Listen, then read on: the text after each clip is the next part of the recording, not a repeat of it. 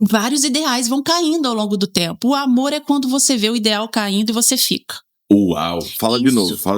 O amor é quando você vê esse ideal caindo, você vê os furos e você fica. Você decide ficar, porque quando os furos caem, você começa a ver a pessoa. Olá, seja bem-vindo ao Vida na Mesa Podcast.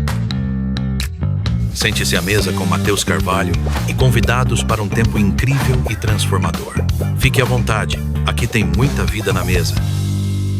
Ela é cristã, pastora, psicóloga, atende pessoas há quase 14 anos.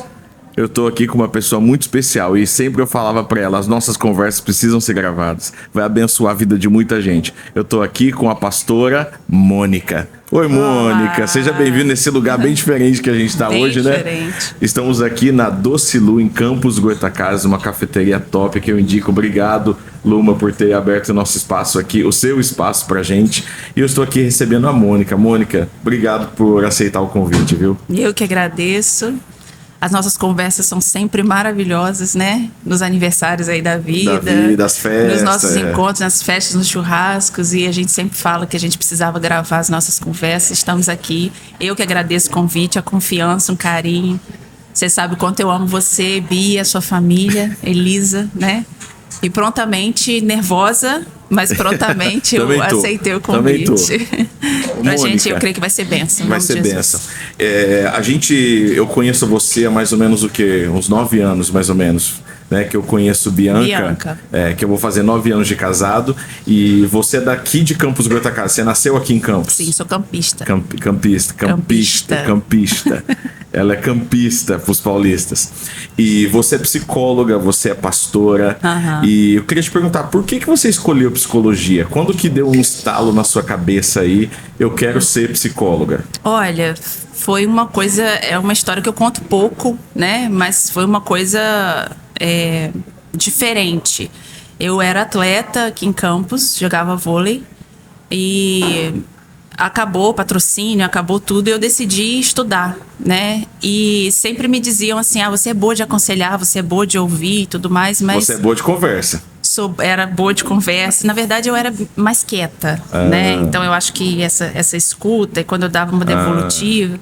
Mas aí eu fui para a faculdade e vi as possibilidades que tinha de eu fazer uma permuta entre dar o meu esporte e receber uma bolsa da faculdade. E quando eu escolhi, quando eu olhei assim, eu não tive dúvida que era psicologia. Eu não sabia assim que eu ia me apaixonar pela profissão, que eu ia me dedicar. A gente nunca sabe da história, né? Mas jovem, adolescente, eu tentei primeiro comunicação social, porque eu queria fazer jornalismo. Mas não deu certo, eu não me adaptei à faculdade, não me adaptei ao ensino. E aí fui parar em psicologia, me apaixonei pela psicanálise logo de cara, que dentro da psicologia você tem... ela é psicanalista. Dentro da psicologia você tem várias vertentes, né, de linhas de trabalho. E aí conheci lá o Freud, o Lacan, e hoje é um estudo contínuo e a teologia veio depois, né? Mas você já era cristã na época que você entrou na faculdade? Nasci e cresci no Evangelho. Nasci e cresci no Evangelho. A minha avó, ela falou de Jesus para 4 filhos e 9 netos. Glória a Deus. Então minha avó tem um legado forte, hein? A minha avó teve uma importância significativa assim na minha vida. Deixa eu te fazer uma pergunta interessante. No processo da faculdade da psicologia, você teve alguns momentos meio de crise, assim, tipo, a minha vida cristã, a Bíblia, o que eu tô aprendendo na faculdade? Sim. Ou você sentiu que, não, a Bíblia é isso, a psicologia é aquilo? Como é que foi esse processo seu aí? Tive uma crise, principalmente estudando a psicanálise, né? Porque qual você escolheu. Exato. Por incrível que pareça. Mas eu consegui, Deus foi tão generoso comigo que eu consegui fazer algumas pontes, assim, né? Mas eu tive uma crise porque já é vendido a ideia, né? Explanado a ideia desde o início de que uma coisa contrapõe a outra. Então hoje eu costumo dizer, por nascer e crescer no Evangelho e ter uma base cristã forte de princípios e valores... Não é que eu tive uma crise de fé, assim, absurda. Mas não foi uma crise de fé? Não, foi ver que algumas coisas faziam sentido aqui na psicanálise e que como né? E depois eu fui compreendendo, Deus foi me levando assim, o Espírito Santo de Deus foi me levando a lugares importantes, que uma coisa complementava a outra, mas hoje eu costumo dizer, não, e digo isso sem dificuldade. Sou psicanalista na clínica, é um estudo contínuo a psicanálise, mas na minha vida ministerialmente, aquilo que eu acredito, a psicanálise não é redentiva para mim, né? Aquilo que não concorda com a palavra de Deus na minha vida e no ministério, eu refuto sem dificuldade. Entendi. Né? Até porque... Você filtra tudo pela verdade suprema da palavra, sim, né? Não tá alinhado com a palavra, não serve. Isso, mas é um caminho para você chegar aí. Imagina. É um caminho. Porque você também precisa conhecer a palavra. Exato. Se você não conhecer a palavra... É aquele negócio, quem não tem filtro bebe água suja. Sim. Então a palavra se torna esse filtro para que você consiga pesar e discernir as coisas, né? Você fez teologia, né? Fiz. Por exemplo, a psicanálise, ela tem uma máxima, assim, de você saber lidar com o seu desejo, né? Mas tem algumas linhas da psicanálise, alguns estudiosos que acreditam que você precisa realizar, que você precisa entrar em contato com o seu desejo e realizar. Isso vai te trazer alegria e felicidade. Então você olha para isso e você vê assim... O ego, aquilo que você sente, aquilo que você mais deseja, precisa ser mais considerado, enquanto a palavra diz que o ego é na cruz. Né? Então, assim, para a psicanálise, o ego é no trono e para a Bíblia, a psicanálise é na cruz. Então, como que você faz? Aí eu tive esse momento, assim, mas aí você compreende o quê? O que é a cura? É você compreender o que você deseja e você escolher pelo seu domínio, não ser rendido àquele desejo. Porque eu creio, Mateus, que tudo aquilo que nos domina é Senhor da nossa vida. É verdade. Então, se a gente não consegue identificar o que eu desejo, né, para que eu possa fazer alguma coisa com isso, eu sou refém do meu desejo. Então, isso para mim não fazia sentido. Eu ser refém do meu desejo, eu só vou ter alegria, abundância, eu só vou ter satisfação, paz na minha alma se eu sair por aí realizando tudo aquilo que eu quero. Porque o desejo é uma coisa que, assim, de manhã você deseja uma coisa, à tarde outra, à noite outra. Sim. Aí se esse for o Senhor da sua vida, no final do dia você tá muito confuso, né? Porque hoje você quer, amanhã você não quer. E o desejo o desejo humano é algo muito perigoso para nos nortear. E é nítido hoje que quem não conhece muito, né? A palavra... A Bíblia diz que o coração é enganoso. Então, quem não conhece a palavra não tem mais um norte. Hoje você não tem mais referência da verdade. O que é verdade? Você fala para uma pessoa, é verdade, lá fora você diz assim, é verdade aquilo que você acredita. Se você acredita, isso é verdade. Então, isso está errado? Para quem não crê, não está errado. Se para você é verdade que você pode fazer o que você quer e que amor é você se relacionar, por exemplo, com um animal, né? Se você quiser casar com um cachorro, você pode casar. Se isso não tem um parâmetro para dizer que isso não é correto. Então, eu gosto de dizer que a palavra de Deus, quando fala que depois do pecado tudo é corruptível, isso. A mesma palavra diz que a Bíblia é aquela que não vai passar. Então, a Bíblia ela é um ponto de eternidade, é o ponto de eternidade, porque tudo vai passar. Essa mesa vai passar, você vai passar. É o ponto da constância, é a palavra de Deus, né? É o ponto da eternidade. O que nesse mundo, além da palavra, não vai passar? Verdade. Nada, só a palavra. Então, a palavra, isso é curioso, isso instiga. Então, assim, pra gente que estuda, pra gente que quer entender, que fuça mesmo, que vai buscar, que se interroga, a gente chega a esses lugares e pensa assim, cara, a Bíblia é a única coisa que não passou até hoje e que não vai passar. Todo o resto vai passar. Todo o resto. Eu, você, esse prédio, isso aqui vai passar. Tudo isso vai passar, mas a palavra de Deus não. Então, eu tenho que ter uma inquietação com isso. Então, eu era muito isso ainda, né? De pensar sobre essas coisas para buscar as minhas respostas. Então, eu ia mesmo buscar as minhas respostas, porque o Freud, o Lacan, nem a psicanálise, ela tem a pretensão de explicar tudo. Né? Ela não tem essa pretensão. Então, tudo isso é falido. Tudo isso é corruptível. O Freud passou, o Lacan passou, né? A psicanálise está aí. Então, eu tenho um temor de falar isso como psicanalista, mas entendendo que o meu chamado maior é como cristã, é como... nem estou falando do meu chamado pastoral, mas como uma mulher que crê em Deus. Isso para mim como cristã, é uma né? máxima, sim. E você atende pessoas há muitos anos. A gente conversa bastante, então eu quero muito... você já viu, né? Eu quero sugar de você no bom sentido, tudo que tem abençoado muito a minha vida, a minha casa, das nossas conversas, né? Nesses seus anos, de atendimento de tantas pessoas, né? Eu não sei se você atende uma faixa etária específica ou geral, é meio geral. Só não assim. Atendo criança. Você só não atende criança. Então, da adolescência... Tem uma limitação pessoal para atender criança. Mas na adolescência e diante, adulto e tal. Sim. Então você já pegou em 14 anos, quase, muitos casos. Hoje, quais são os casos, se tem, né? Se você consegue falar pra gente, que mais aparece na clínica? Que mais você vê não só no ambiente clínico, mas também no ambiente da igreja, no ambiente da sociedade em si. Quais são os casos que mais aparecem hoje? Ansiedade. Ansiedade. O que é ansiedade? Se você puder explicar pra gente, diferença de ansiedade e depressão, qual que é a diferença? Então, é bem complexo, né? Mas assim, falando para a gente compreender melhor, a ansiedade é esse impulso frenético onde eu busco alguma coisa, né? Que pode estar aqui no presente ou que pode estar no futuro. Nós temos hoje, eu marco isso de uma forma... eu gosto de marcar isso, que depois da pandemia, a gente passou muito mais a estar ligado ao celular. Né? Eu não estou aqui falando dessa forma rasa, porque o celular... Não, existe tudo que você pode usar para o bem e para o mal, com equilíbrio ou não, né? Mas eu não sei se você se lembra, quando nós entramos em quarentena, no ano da pandemia, todo mundo fazia live. Todo mundo queria falar alguma coisa, né? Você via aquelas bolinhas lá no Instagram, o Instagram caía...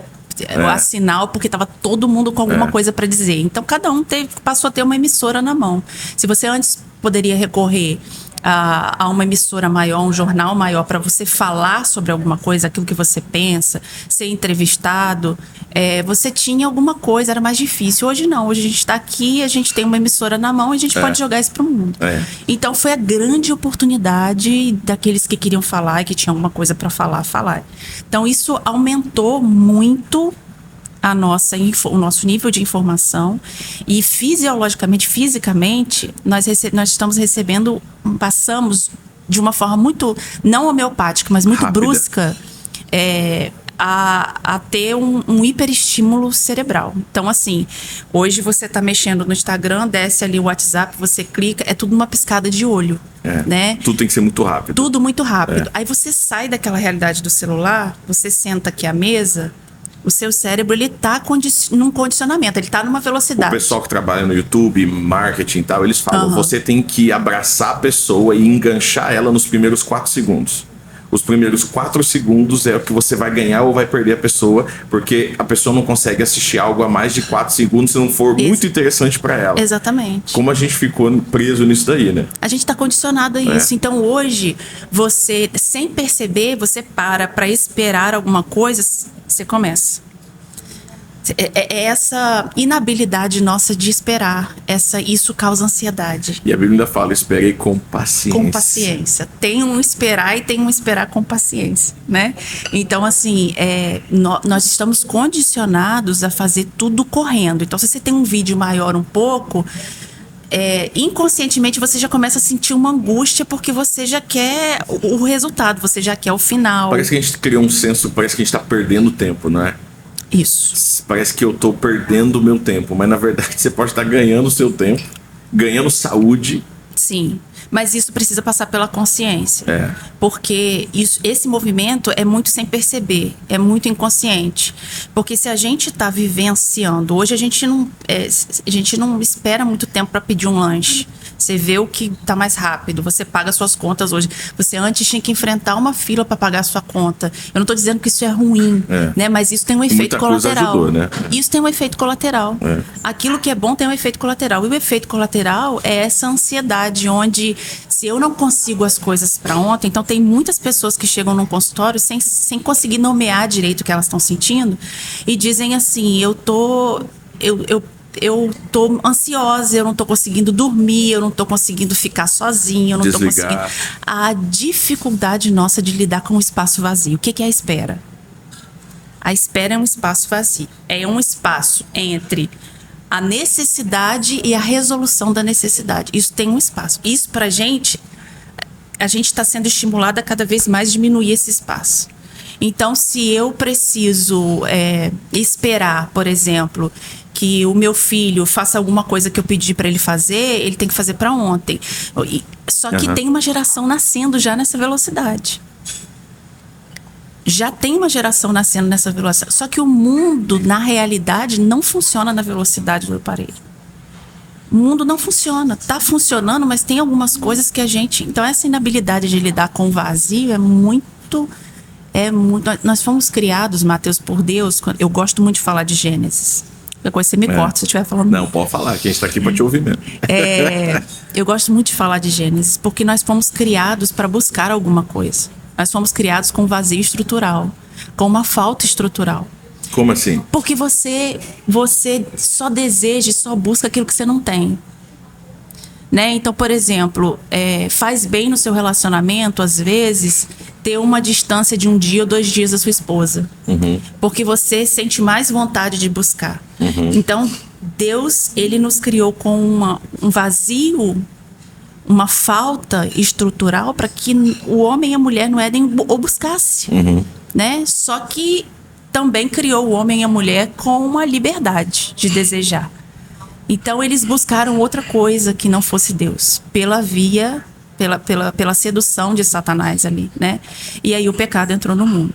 Então, assim, digamos que a ansiedade, ela é fruto do mal, claro, no mal em nós, do mal no mundo, mas ela é uma necessidade de buscar alguma coisa que às vezes não tem nem nome. Às vezes eu pergunto para meus pacientes, mas o que você está buscando? Não, eu sinto que eu estou correndo, mas você está correndo... Pra quê? O que você quer? E a pessoa não sabe o que ela tá correndo. Né? Então, assim, tudo aquilo, e aí a psicanálise vai nos ajudar. E ela olha pro futuro e ela não sabe nem onde vai chegar, não sabe o que deseja. Ela tem que produzir. E quando chegou também não sabe se chegou, né? Isso. Tem uma coisa que você falou, que assim, que a psicanálise nos ajuda muito. Às vezes você deseja algo, você consegue, depois você não sabe o que fazer com aquilo que você conseguiu. Você não sabe o que fazer com aquilo que você conseguiu. Você quer. E aí eu vou usar uma coisa mais... Né? Você deseja... Você acha que a sua vida só vai ser melhor depois que você se casar. E aí né? você... Que a sua vida vai ser completa, que ela vai ser recheada. Né? É isso que não tem vazio. Então, você se casa e você vê que os furos do casamento existem. Exatamente. E aí vem a frustração, aí vem a ansiedade. Por quê? Porque o furo se instaurou de novo. A gente tem medo do vazio. E o vazio é o lugar onde Deus se apresenta. É verdade. É verdade. É quando os pilares da sua vida caem, assim, que você antes se apoiava numa pessoa, num amigo, você se apoiava em alguém e essa pessoa muda de cidade ou essa pessoa morre. Você tem um marido que esse marido morre, por exemplo. Você tem um filho que esse filho sai de casa e como que você lida com aquele vazio? Geralmente a tendência das pessoas é imediatamente isso causa ansiedade. Vou correr porque eu preciso substituir isso que saiu e esse vazio ficou. A gente não consegue experimentar do vazio. Por quê? Porque o vazio traz angústia. O vazio traz tristeza, né? Então, às vezes falta de perspectiva, né? Exato. Isso eu não tenho mais o que fazer. Minha vida era isso, né? Síndrome do ninho vazio, por exemplo. Isso. Os filhos casaram.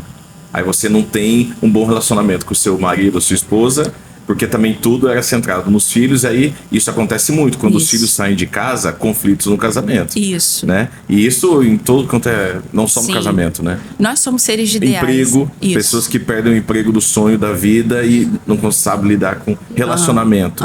Quantos adolescentes estão se cortando, se suicidando por causa de um relacionamento que terminou? Sim, né? E que aí esse relacionamento saiu dali. O que eu vou fazer com isso que ficou aqui vazio? Eu, pela perspectiva da palavra de Deus, eu vejo que esse lugar do vazio, por exemplo, Jó, a palavra de Deus diz que Jó tinha tudo. Ele era reto, ele era íntegro, ele tinha filhos, ele tinha riqueza, ele fazia o sacrifício para caso os filhos pecassem. Ele já antecipava. Ele antecipava. Acho que ele era um pouco ansioso. Eu acho que Deus, eu vejo assim, a leitura nossa é que Deus trabalhou a religiosidade de Jó. né?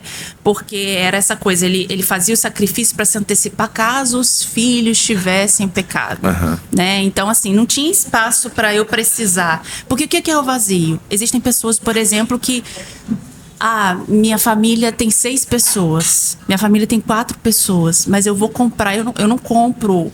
Isso é muito mais comum nos homens, nas mulheres em relação a roupas. Eu preciso de um sapato de cada corpo, que eu preciso de um, quer dizer... Pra mulher, né? Pra mulher. Eu não espero se eu precisar comprar. Entendi. Se te faltar geleia, se faltar o açúcar, não, eu compro para não faltar, para não me encontrar com esse vazio. Então Deus foi tirando tudo de Jó. Meu Deus. Permitindo que Satanás tirasse tudo de Jó, né? E aí você fala assim, mas o que faltava para Jó? E aí Jó se debate. Como que no final Deus, ele consegue combater aquela falação de Jó, né? Porque é natural que a gente fale no vazio, que a gente esperneie. Quantas dores nós vivemos? Eu já vivi dores assim, de perdas terríveis, e que a gente olha e diz, eu já disse para Deus, Senhor, o Senhor tá contra mim? Parece, né? O Senhor tá Quem contra... já não viveu isso aí, Exatamente. Senhor, o Senhor tá contra mim? Então, assim, aquela falação dele era legítima, era humana, né? E aí Deus combate com a soberania dele. Onde é que você estava quando eu criei os fundamentos da terra? Né? Eu amo essa parte. Mas Deus precisou permitir o vazio, porque Jó no final declara, antes eu te conhecia de ouvir falar, hoje os meus olhos te veem. Então o vazio é um lugar de a gente experimentar uma outra face de Deus. Uma outra face de Deus. Mas a ansiedade, isso que o mundo nos estimula a substituir, a tapar os vazios, as pessoas não estão encontrando sentido. Por quê? Porque tudo aquilo, se sai esse copo e eu coloco o outro, ele não vai ser perfeito.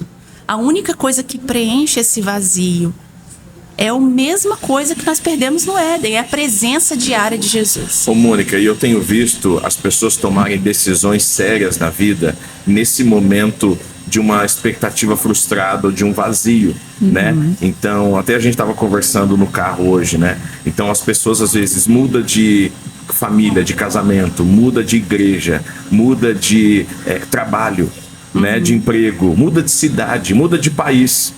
Quantas pessoas, eu quero ir embora do Brasil porque não sei o que, não sei o que lá. E elas começam a tomar decisões nesse momento porque não era o que eu esperava, ou não estava... não sei, sabe? Aqui a gente estava conversando no carro e tomam decisões sérias. Nós, como pastores, a gente lida muito nisso na clínica pastoral, com essas decisões precipitadas. Até essa semana, uma pessoa que tomou uma decisão precipitada uns meses atrás mandou um áudio chorando para minha esposa, assim, um podcast, né? Chorando muito, falou: olha, eu fui imatura, eu não consegui enxergar o que você me falou. Eu não permiti, até a pessoa fala, eu não permiti ser pastoreada naquele momento que você me levou para sua casa e você pastoreou meu coração, me dando instruções da palavra de Deus, e eu não aceitei aquilo ali e eu fui embora. E hoje eu estou quase perdendo a minha família, perdendo filhos, isso, eu preciso voltar, né? E então, assim, eu vejo isso, meu coração fica muito triste, porque famílias sofrem, casamentos sofrem, a próxima geração sofre, a pessoa também sofre. Como que a gente lida com esses momentos para não tomar decisões precipitadas no momento de sentimentos momentâneos? Sim. Que parece tão forte, porque o sentimento parece que é uma realidade da sua vida no momento, né? É uma realidade, no momento, né? É uma realidade, tipo assim, agora minha vida é isso, né? Então agora não tenho mais isso, acabou geral. Como que a gente não toma decisões que vão afetar o nosso futuro nesses momentos de vazio, nesses momentos de expectativas frustradas que a gente deposita, né? Sendo bem prática, assim, objetiva. Vai, Tramontina. E vou explicar. Vai, né? Direto ao ponto. Mas o sofrimento, ele precisa ser vivido. Boa. Ele precisa ser experimentado. Você vai dizer assim, mas eu gosto de sofrer. Ninguém gosta de sofrer também, de sofrer, né? Só que você gostando ou não, esse sofrimento vem. Faz parte do pacote da vida. Faz parte do pacote, né? Então, assim, se eu disser pra você, Mateus, você vai precisar ficar um tempo no vazio de não comer doce. Porque isso vai fazer bom pra você, que você gosta muito de doce. Lu, que eu chego, tem um monte de torta aqui na entrada. Você ama comer aqui. doce, eu amo. né? Você ama comer doce. Agora, se eu te der um motivo que faça sentido pra você, você vai parar de comer doce, que seja pela sua saúde. Agora, se eu disser pra uma criança... Fala, Deus. De 7 anos que precisa parar de comer doce por as razões da saúde, ela por impulso ela vai comer. Então, o menino é levado pelo vento de doutrina, o menino é levado por aquilo que ele vê, por aquilo que ele pega, por aquilo que ele consegue segurar nesses momentos de dor. Então, uma pessoa, por exemplo, que muda de cidade, uma pessoa que sai mudando, ela é movida pelas suas emoções não maturadas. Né? Como ela falou para Bianca, na minha imaturidade, é exatamente isso. Na minha imaturidade. Então, assim, o menino, a criança emocional, ela não suporta vivenciar o sofrimento. E aí eu tô falando de mulheres e homens de 50, 40, 30 anos. Eu não tô falando de uma criança de 7 anos. Então, você vai dizer assim, mas Mônica, você vai falar isso para dizer para nós que a gente precisa tolerar o sofrimento? Sim. Sim, porque isso foi Jesus. O que é tolerar o sofrimento na prática, assim, da vida? Vivenciar essa tristeza e dizer assim, o que esse vazio quer me ensinar? Porque quando a gente olha para Jó, a gente vê que ele ficou ali. Jacó estava lá, passou todo mundo, ele ficou sozinho e ele foi lutar com o... E a esposa dele fala, amaldiçoa o seu Deus. Exato. Né? E tipo assim, a gente tem uma tendência a culpar outra pessoa pelo nosso momento. Sim. Né? É porque o fulano não me atendeu, porque aquilo ali não foi como deveria ser. Sim. Então a gente joga essa resposta do vazio, me corrija se eu estiver errado, nos outros. Né? Por causa do outro eu não consegui um emprego, por causa do outro eu tô deixando, por causa do outro eu tô largando. E a gente não lidar, tipo assim, não, eu preciso crescer e amadurecer nesse vazio. Porque sou eu que tô passando esse negócio. Pois é, nós como igreja, eu penso que a gente precisa olhar para a palavra e extrair. A palavra não é, a palavra de Deus é um livro lindo. Tem de tudo. Salvação, tem tudo. Mas a palavra de Deus, ela é um livro de uma paz que excede todo o entendimento de uma realidade que não era fácil para os homens. Então, por exemplo, como eu te falei hoje, Davi, quando ele fala, vê se há em mim algum caminho mau, ele decidiu ver o que habita. Ele quis ver o que ele não estava conseguindo ver. Ele quis ver o que estava dentro dele. Então, é verdade. Ele quis ver o caminho era mau, ver se há em mim. Eu preciso experimentar isso que há em mim, que é mau. Isso precisa ensinar como povo de Deus pra gente muita coisa. Cegueiras que a gente tem e não percebe. Pontos cegos. Sim. Eu falo muito sobre o ponto cego, né? Esse negócio de Davi, quando ele pede a Deus, tipo assim, na minha vista, Senhor, tá bem, então deixa a vida continuar. E a gente tá assim, nesse modo, né? Não, tá tudo bem, não, eu não errei, eu não vou ter que ir lá pedir perdão. Não fui eu que falei, também não vou lá. Mas e aí a gente, tudo é o outro, né? Sim. E esquece dos pontos cegos que estão na nossa vida. Quando o Davi faz essa oração, que ele tá naquele momento da vida dele, Senhor, vê se há em mim coisa que eu não consigo enxergar nada. Para mim tá tudo bem, mas vai que não está. Sim. Né? Isso é uma educação. De criança, que existem pessoas que não receberam, e eu entendo que a igreja, nós como igreja, nós precisamos pastores, líderes, a igreja como um todo, nós precisamos ter esse entendimento bíblico de que o sofrimento, ele tem um propósito. A dor, ela tem um propósito, né? E quanto mais eu fujo dessa dor, tapando esse vazio com coisas que são parciais, o que é parcial?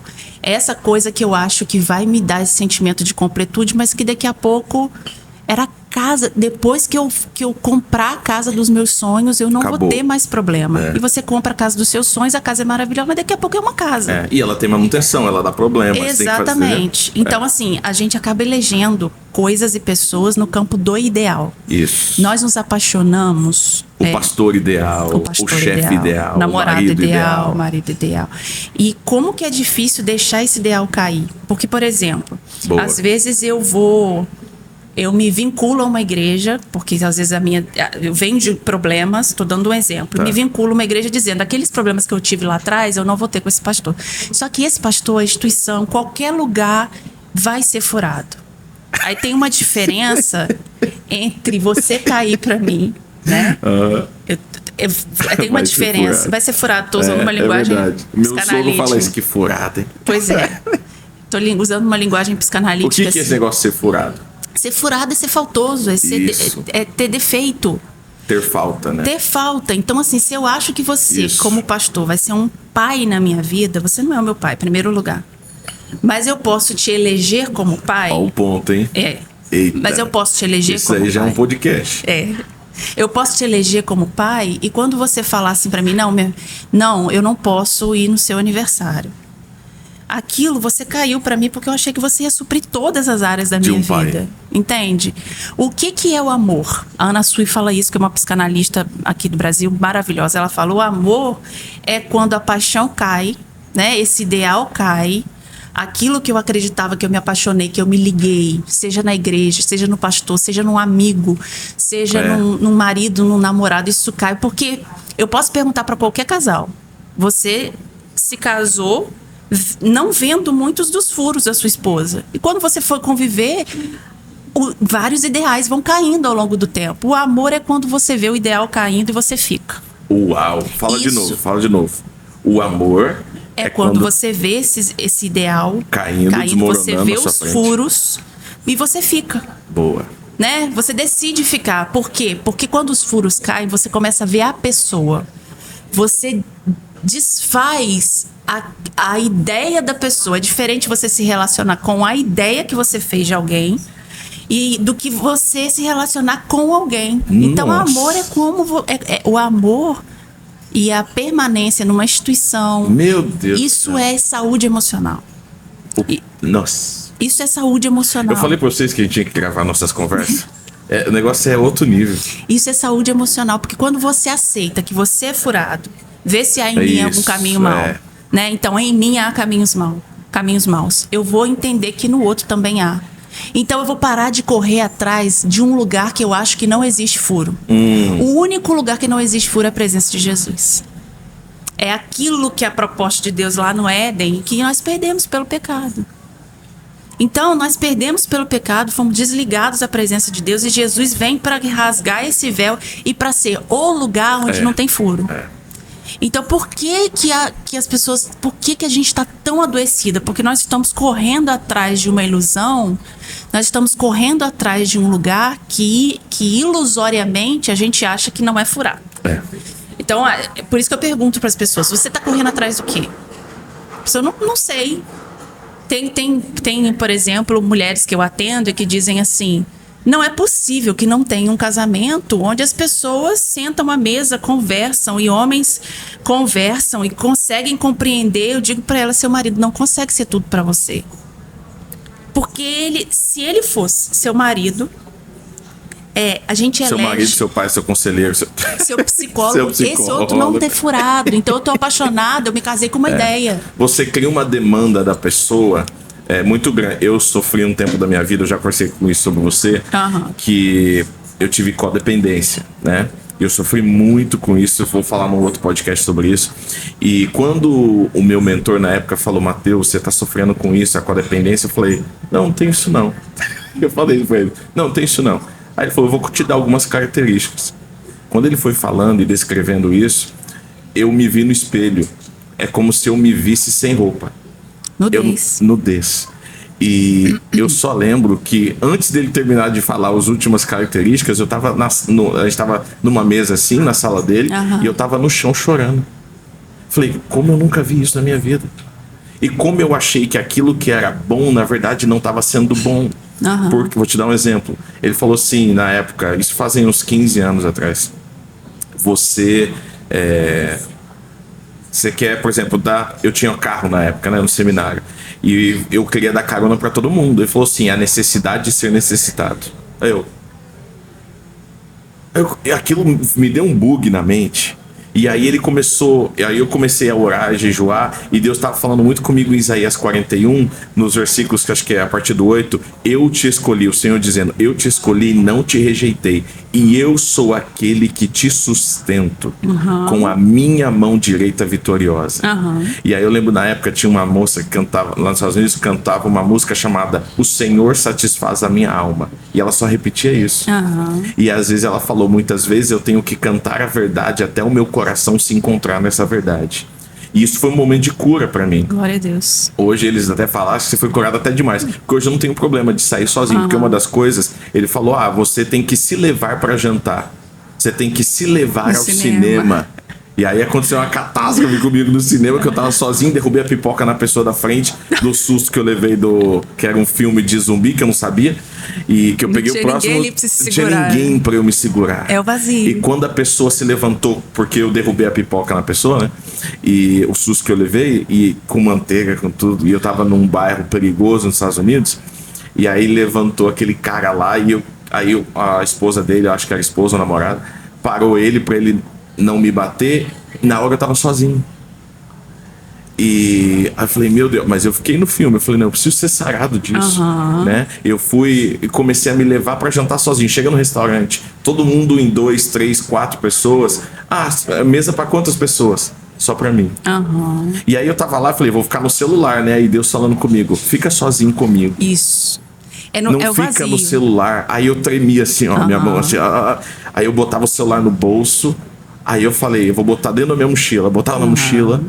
Eu falei, Senhor, se o Senhor não satisfazer minha alma, ninguém vai satisfazer mais. Isso, essa é a consciência. Ninguém vai satisfazer, não é fácil. Mas graças a Deus é um processo de uma consciência que você vai criando numa verdade, né? Então eu sofri muito com isso. Hoje, graças a Deus, estou curado, acredito, mas também tem que vigiar para não voltar, né? Porque a comparação é o medo da rejeição, né? A raiz disso daí. Então, pessoas fazem tantas coisas para não serem rejeitados nas coisas, e você cria um ideal, você demanda demais do outro. Isso.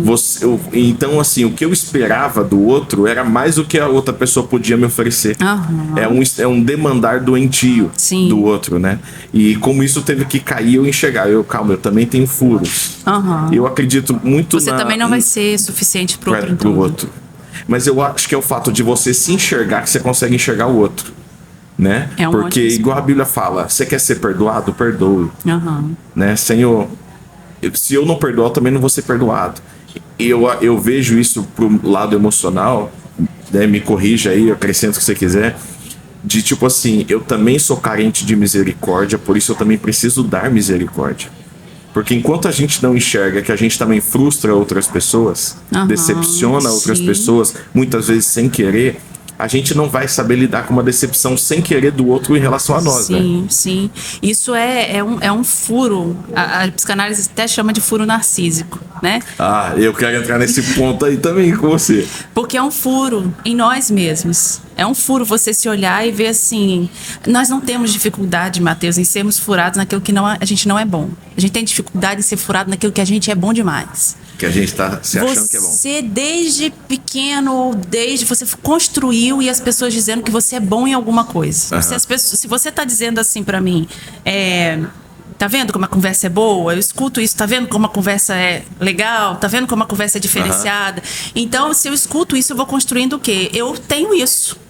Agora, fazer um podcast ou ter uma conversa que não é boa, pra mim é um furo muito, muito maior do que...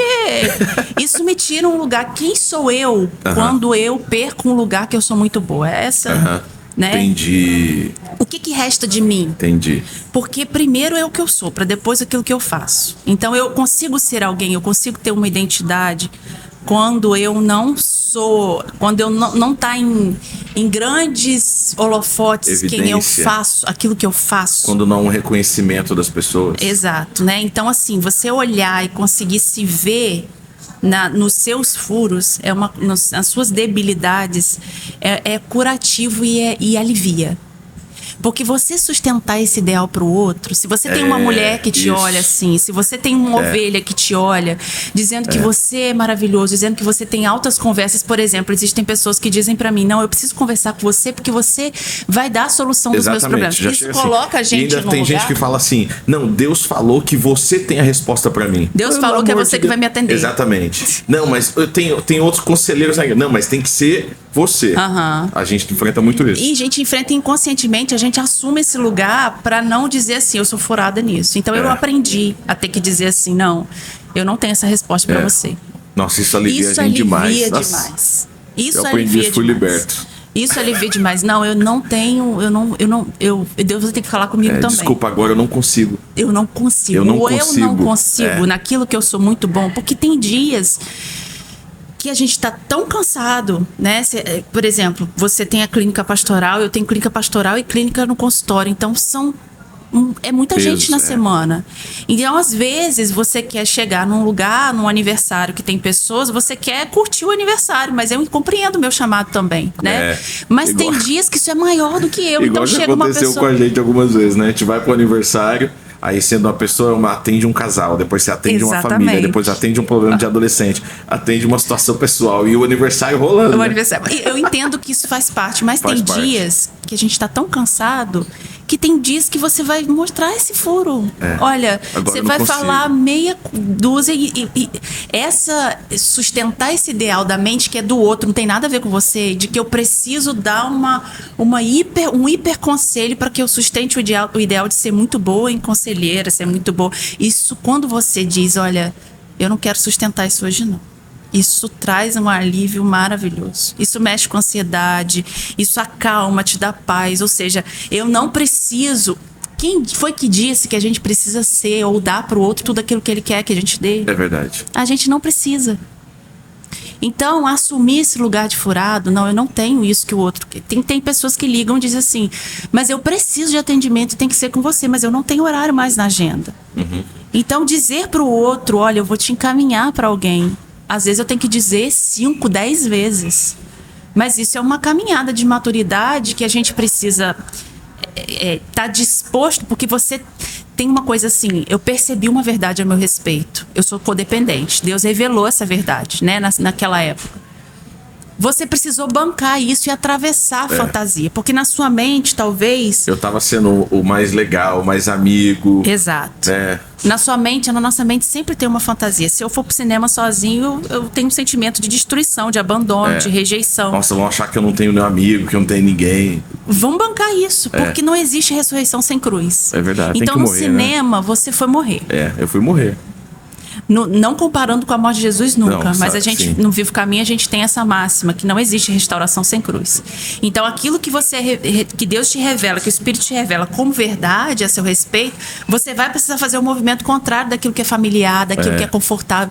E é cruz. Então, ir pro cinema sozinho, se ver ali sem alguém para te defender, isso é cruz. Mas você hoje vive da ressurreição. É verdade. Ressurreição todo mundo quer. Agora, não vivo mais eu. Cristo vive em mim, já fui crucificado com Cristo. Isso, a cruz é o quê? A cruz é dor. Eu não estou fazendo uma apologia à dor, ao sofrimento. Sim. Eu estou dizendo que é um processo necessário. Ela é real na vida. Então, o ansioso... Não dá pra gente negar, né? Porque a gente às vezes fica na fase da negação. Sim. Né? Então, não tô sofrendo. Não tá acontecendo. Sim. Não preciso. Sim. Eu recebi uma pessoa esses dias, uma mulher de 50 anos. Ela perdeu o filho há 9 anos atrás. Mas ela tem um excesso, né? E todo excesso, ele aponta para uma disfunção. Todo excesso aponta para uma disfunção. Para uma disfunção. Excesso, nada também escassez. Sim. É excesso de nada. Sim. Né? Então, assim, ou é tudo ou é nada. Mas você pode me perguntar assim, todo mundo que vivencia isso vai ter isso como resultado? Tudo é muita coisa. Quase nada é tudo para todo mundo, né? Deu uma embolada aí, mas não tem esse tudo para todo mundo. Então, assim, ela falou para mim, ele era tudo na minha vida. E aí ele morre, ela começa a cuidar de outra pessoa. Entendi. Aí essa pessoa vai embora, ela começa a cuidar de outra pessoa. 9 anos depois, ela chega ao consultório chorando porque uma pessoa que ela está cuidando não está bem, mas essa pessoa não está morrendo. Só que a fala dela é de uma não vivência, o choro dela é de uma não vivência da dor da morte desse filho. Então nós podemos jogar, nós temos o direito, Jesus nos dá o direito de colocar as dores para baixo do tapete. Só que tem uma hora que o tapete vai levantar. Tem uma hora que a conta chega. Tem uma hora... vai chegar por substituições. Então, vou te dar um exemplo. O marido traiu a mulher. A mulher, por N questões, disse assim, não, eu perdoo você, né? E vamos viver. Só que essa dor que ela tem que elaborar, que ela tem que viver, que ela tem que falar sobre como ela sentiu, rejeitada, sobre o que ela sentiu, ela precisa ser falada. Se ela simplesmente diz, vamos viver, ela não diz para esse marido como ela se sentiu, ela não brigou com ele, ela simplesmente fingiu que aquilo não aconteceu. Só que aí passa uma vida, ao invés dela ter dito na traição que ele errou, passa uma vida, ele veste a roupa, essa roupa não tá legal, você tá errado usando essa roupa. A pessoa vai ficando uma pessoa amarga, né? Não, mas ela vai denunciando o erro da traição em coisas outras... mínimas da situação do dia a dia. Então diz assim, você tá comendo errado, você tá vestindo errado, você tá falando com o filho errado, mas não excesso é a coisa em si.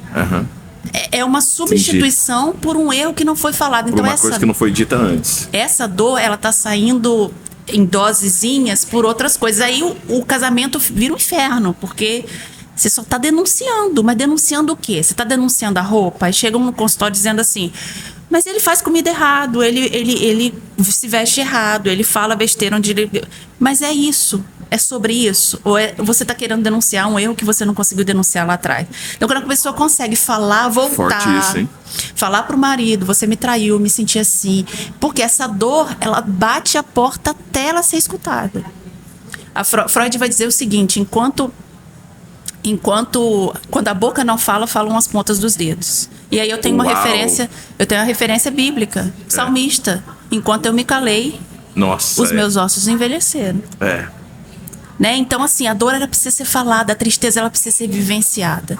E a ansiedade, voltando para esse lugar que você perguntou, a ansiedade, ela está muito, assim, explanada, hoje ela está muito intensa, porque nós desaprendemos a tolerar os vazios, a tolerar a tristeza, a sentar à mesa com Jesus, a ir para o cinema. O que eu estou sentindo? Eu estou me sentindo abandonada, eu estou me sentindo...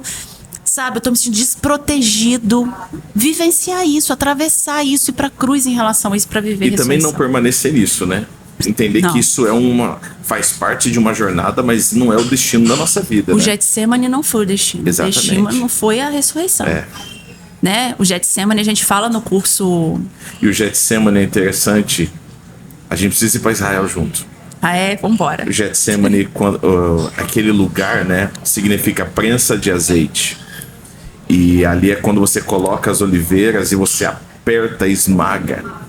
Então Jesus ali, não é à toa que foi ali que ele, né, suou sangue e tudo mais, ele estava sendo esmagado ali. E o Getsemane é esse lugar mesmo, que a gente é esmagado e aquilo começa a sair para fora. Sim. E tem coisas que se não vier para fora, a gente não consegue identificar. Sim. E o Getsemane é esse lugar. E como você falou lá no começo, como Deus se apresenta de uma maneira diferente no vazio. Né? Não só de Jó, mas Elias. É um exemplo. Num vazio sinistro, que ele volta lá no passado dele, lá nos antepassados. Eu não sou melhor que ninguém, eu não sei o quê. Sou sozinho, só tem eu, só eu tô sofrendo. Percebe as fantasias que a gente cria? Exatamente. Só eu que vivo isso na face da terra. E Deus falou, não, tem outros também. Tem outros que vivem. Isso é um lugar de autocentrado. Eu quero entrar num assunto com você. Eu te deixei a deixa. Deixou a deixa aqui pra mim. Deixou a deixa, olha. Te dei a deixa. Você me deu a deixa. De falar sobre narcisismo. Hoje tem... Tudo fulano falou não sei o que é narcisista. O outro não sei o que é narcisista. O que é narcisismo? Então... O que é uma pessoa narcisista? Vou falar pela ótica da psicanálise, tá? Hoje a gente tem muita banalização desse conceito, né? Porque hoje o egoísmo é chamado de narcisismo, a pessoa autocentrada é chamada de narcisista. Quando eu dou aula falando sobre o narcisismo, nem todo narcisista ele é maldoso. É diferente do perverso. O narcisista, ele pode ser uma pessoa que ele não tem o conhecimento do que ele está fazendo, né? Mas por que narcisista? O Narciso é um mito grego, né, que Freud se utilizou para falar sobre uma fase da vida da criança. O Narciso... Então isso começa na infância, né? Isso. O Narciso, ele foi, na mitologia, ele foi um personagem da mitologia que ele se apaixonou por ele mesmo, de tão bonito que ele era, quando ele se viu no espelho d'água. E a mitologia diz que ele ficou preso nesse espelho d'água. Então as ninfas queriam chamar a atenção dele, né? Queriam dizer para ele, queriam se relacionar com ele, e ele não conseguia ver a realidade à sua volta porque ele estava preso na imagem dele mesmo, né? Então assim, ele morreu ali. Então, Freud se utiliza disso para falar sobre um momento na vida da criança que ele também chama, em determinado momento, tô falando de uma forma bem abrangente, assim, que ele também chama de o bebê, a majestade e o bebê, né? É um lugar onde a criança, ela é o centro. As coisas da casa mudam por causa dela, né? Ela não reconhece que existe um outro, ela é um com a mãe, né? Então é uma fase que a criança precisa passar para que ela entenda alguns valores, para que ela compreenda se veja, né? Receba através do outro, dos pais, dos cuidadores, elementos que ela precisa para se constituir. Só que isso passa. Quando que passa? Quando você começa a dar limite para essa criança. Aí nasce um irmão, por exemplo. Então não sou só eu, tenho outro. Aí a criança esperneia porque... Né, tá lidando com... Entendi. Com a interdição. Mamãe foi pro trabalho, mamãe não é só minha, mamãe tem coisas para fazer, papai tá ali, mamãe é de papai. Então, ela vai saindo desse lugar de centro. E isso é o saudável. Isso é o saudável, né? Porque muitos pais... Eu tenho um bebê agora, não é fácil. Mas, por exemplo, muitos pais falam pra mim, mas ela não gosta que faz isso. Mas ela não sabe se o gosto dela pra ela é bom ou não. Exato. Quem tem que saber é o pai. Exato. Então, é igual a nossa bebê, né? Ela quer dormir no nosso meio. Não, ela precisa dormir na cama dela. Não é fácil. Não é fácil. Não é fácil. Primeiro, cansativo. É muito cansativo. Já bota ali no meio e já deixa a mamãe, já dorme. Mas não é o lugar dela. E ela tá entre eu e minha esposa. Então a gente vai lá, devolve, coloca na cama. Agora faz dormir na cama. Essa aqui é a cama do papai e da mamãe. Isso. Não é fácil. E chora, e grita, e não quer dormir. E esperneia. A Bianca vai lá e vai no quarto. Aí vai eu no quarto e dá mamadeira. Não é fácil tirar a criança desse lugar. Agora, o narcisista é o cara de 30 anos que esperneia quando ele é tirado de algum lugar, entende? É uma suposta fixação nesse lugar que ele não conseguiu fazer essa transição do lugar de centro para o lugar de reconhecer. Tudo bem? Pro lugar tá tudo ótimo. Para o lugar de reconhecer que existem outras pessoas. Então, por exemplo, mas isso não é um momento ou outro. Eu posso ter um momento que eu estou sentindo uma dor emocional e que eu preciso de pessoas que olhem para mim, que me escutem, que eu levante, que eu... Isso não é ser narcisista. Não, mas agora, uma vida onde eu tô aqui na mesa com você e tem uma pessoa que o assunto não é ela e ela se sente extremamente incomodada, né? E existem pais, por exemplo, os filhos de pessoas que têm personalidade narcisista sofrem muito. Porque o filho é o lugar também dele começar a aprender a desejar. Então existem pai, por exemplo, mãe narcisista, que o desejo, a família toda tem que fazer somente aquilo que ela quer.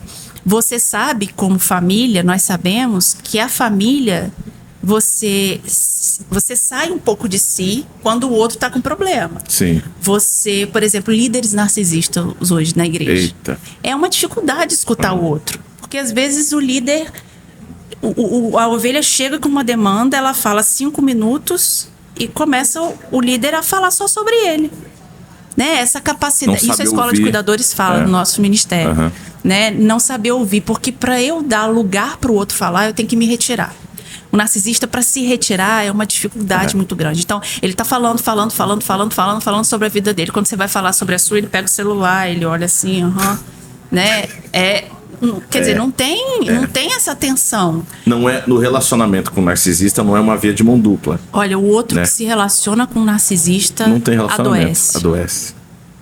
Adoece, se anula.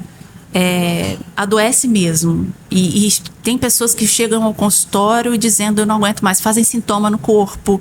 Porque toda tentativa de eu também estou aqui, eu sou alguém nessa relação. Eu também sou uma pessoa, né? É suprimido. Eu estou aqui, não sou um objeto. Sim, é suprimido. E isso tem, vamos dizer assim, tem níveis, porque tem pessoas que você conversa e essas pessoas conseguem perceber, olha, é verdade, né? Então, fazem uma força, vão pra cruz.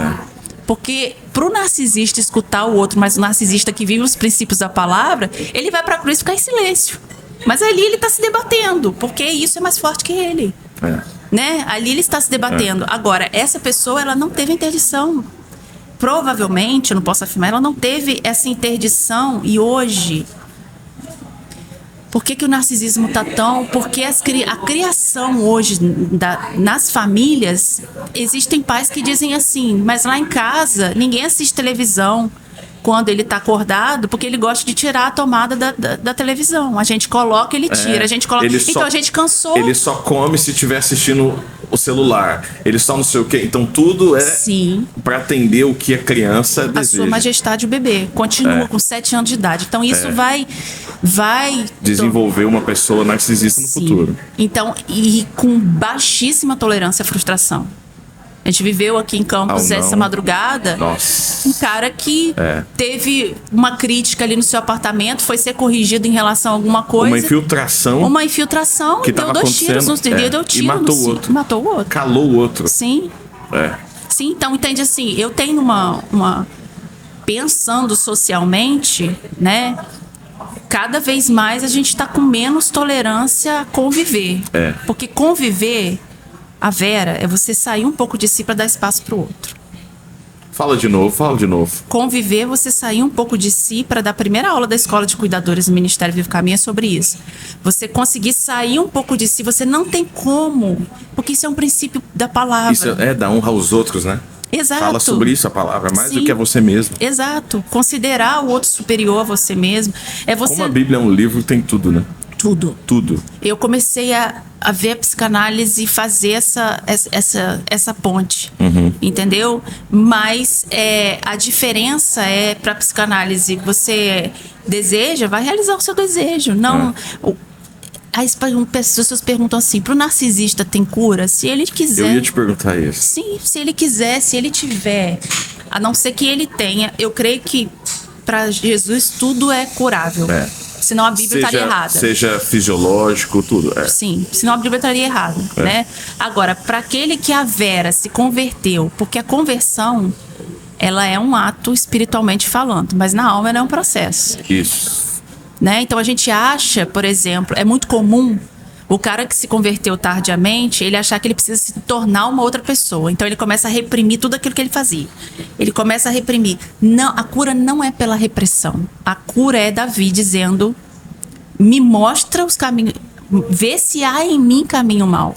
Então a cura é eu entrar em contato com isso que é mal dentro de mim. Nesse caminho, né? De eu enxergando quais são os caminhos que não são bons. Exato. E renunciar aquilo, trocar aquilo por algo que traz vida, né? Como o Davi falou, né? E guia-me. Ele termina o texto dizendo: e guia-me pelo caminho correto. Correto. O caminho do Senhor. Exato. Então eu estou indo por um caminho, eu preciso fazer uma rota, que arrependimento significa, né? Fazer essa conversão para um outro caminho. Exato. E é interessante porque as pessoas que se convertem chegam ao consultório e elas não viram, elas simplesmente acharam que é possível apertar um botão para não lidar com aquilo. Por exemplo, uma pessoa que teve uma vida promíscua, onde toda mulher que tinha traía por um desejo, porque aprendeu assim na vida, porque um vício isso, porque isso é algo natural na vida. Você tem um namorado, você vai trair, isso é algo natural. Então ela se converte, isso é tão novo. Mas quando ela entende por revelação do Espírito que isso é pecado, ela não vai deixar de sentir essa atração da noite pro dia. Então não é reprimir e fingir que eu não estou sentindo. É saber, eu estou sentindo e o que eu vou fazer com isso. Quando a palavra diz irai-vos e não pequeis, quer dizer, sinta, mas cuidado com o que você faz com aquilo que você sente. Direcione aquilo que você está sentindo, né? Um mentor meu falou uma vez assim para mim, nunca mais esqueci. Quando você... Porque alguns adolescentes uma vez me falaram assim, tô frustrado com o batismo. Falei, por quê? Porque eu achei que depois do batismo eu não ia sentir desejo, eu não ia pecar. Falei, não. Quando você aceita Jesus, você recebe uma nova identidade, não um novo comportamento. Isso. O processo de santificação é para que a sua vida seja alinhada à nova identidade que você recebeu. Agora você é filho, você é filha. Então o processo de santidade da igreja, a leitura da palavra, jejum, oração, aconselhamento, a vivência do congregar, que é muito importante, isso vai fazer com que a sua vida, os seus caminhos sejam alinhados à nova identidade que você recebeu. E até o fim. Entendeu? Até o fim, até a volta de Jesus. Até quando a gente chega na plenitude e Deus volte. E amém. E aí esse aperfeiçoamento até o fim é a Bíblia dizendo assim, você vai ser furado até o fim. Exatamente. Né? Porque não tem o que ser aperfeiçoado se não tem aperfeiçoamento se não tiver o que ser aperfeiçoado. É, verdade. Você vai ser furado até o fim. Né? Então, terão faltas em você até o fim. E é disso que a gente foge. Exatamente. É do disso reconhecimento que em nós há faltas. Porque se não tivesse falta, e não teria... teria... E a minha graça te basta. Exato. Foi a resposta de Deus, né? Não teria a necessidade da suficiência de Cristo. Exatamente. Eu ia ser autossuficiente. Exato. Né? Então, assim, qual seria o sentido de Jesus ou do Espírito habitando em mim se eu não precisasse buscá-lo? Não tem busca sem falta. Você vai buscar alguma coisa que você já tem? E é isso que você falou no começo, né? Que Deus nos criou assim. Você vai buscar alguma coisa que você já tem? Você vai buscar uma esposa? Não, você já tem. Você vai buscar exatamente o carro que você tem? Não, você quer outro, porque você já tem aquele carro. Isso. Então, assim, nós somos seres de busca. Nós, na atualidade, nós continuamos escolhendo o objeto errado, o fruto errado. A gente continua comendo do fruto errado, porque a gente acha o fruto simbolizando a desobediência. Sim. Ali no jardim. Ali eles acharam no jardim que aquilo se tornaria Deus. Ou seja, acabaria a falta. Né? Então, assim, a gente ainda elege coisas e continua elegendo coisas que a gente acha que vai sanar essa falta, e que não vai. Essa falta é estrutural do tamanho de Deus. Toda falta dentro da gente é o tamanho de Deus, né? É do tamanho de Deus. Não sou menina e também não creio que as coisas não vão suprir as nossas necessidades. Vão suprir, mas elas não suprem completamente, 100%. Uma plenitude em nós, né? A plenitude vem do Senhor. Eu brinco que eu me mudei recentemente, eu queria muito um sofá.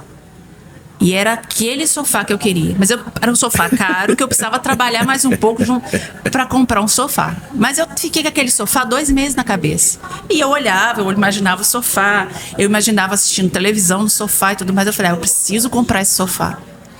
Quando você compra o sofá, aquilo te traz uma satisfação. Mas uma semana depois é um sofá que tá ali, já não...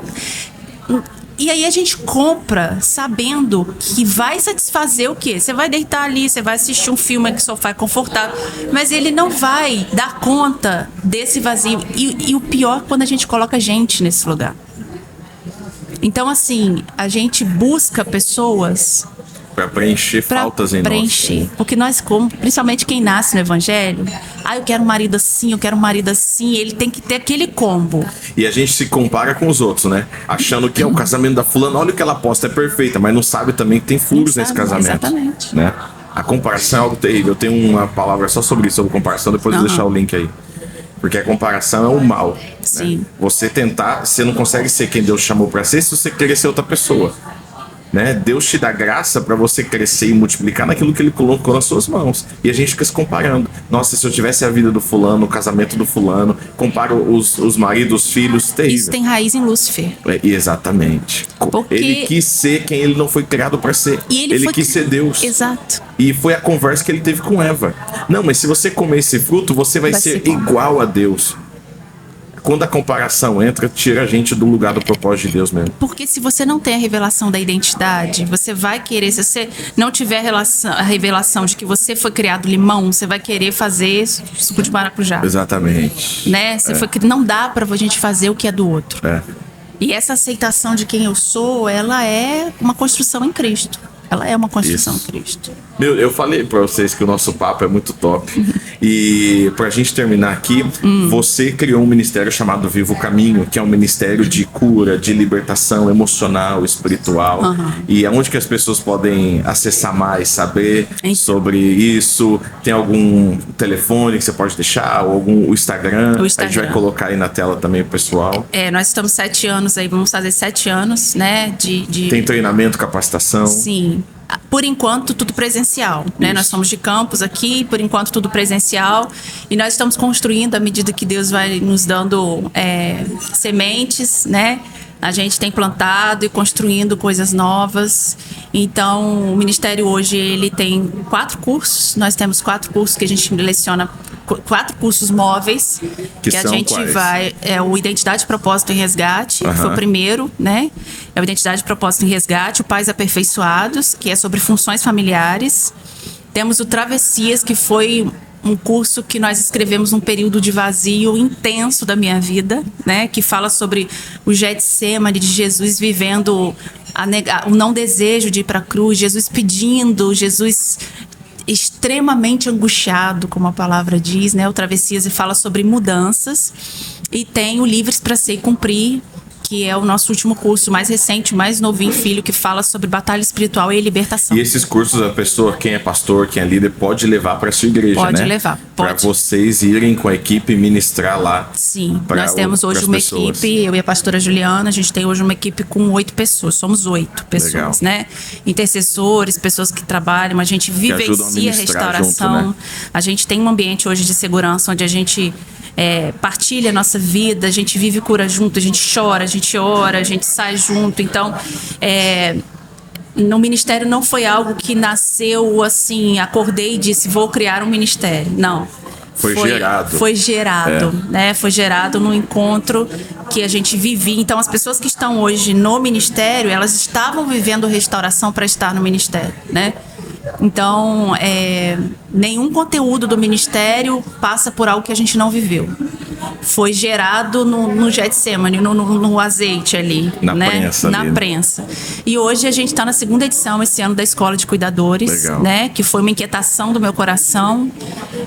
Eu e o Espírito nessa questão de capacitar as pessoas a uma escuta diferente, ao cuidado, ao discipulado da igreja, barrar um pouco, desconstruir esse entendimento que a escuta ela é só algo para psicólogo e só para pastor. Não, a demanda está muito grande e nós precisamos, autorizados pela palavra, né, aprender e ter recursos, instrumentos para escutar, para entender. Ser uma bênção para outra pessoa. Sim. Né? Então, a Escola de Cuidadores são módulo 1, 3 meses, o módulo 2, 3 meses no 2º semestre. Então a gente está aí caminhando pela graça e misericórdia de Deus, né?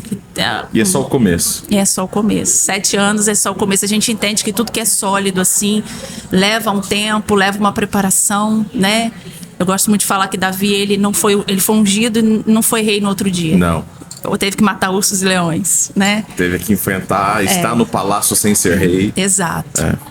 Então tem um tempo, podcast. Tem um tempo aí, né? Tem um tempo de maturação de tudo aquilo que a gente tem vivido.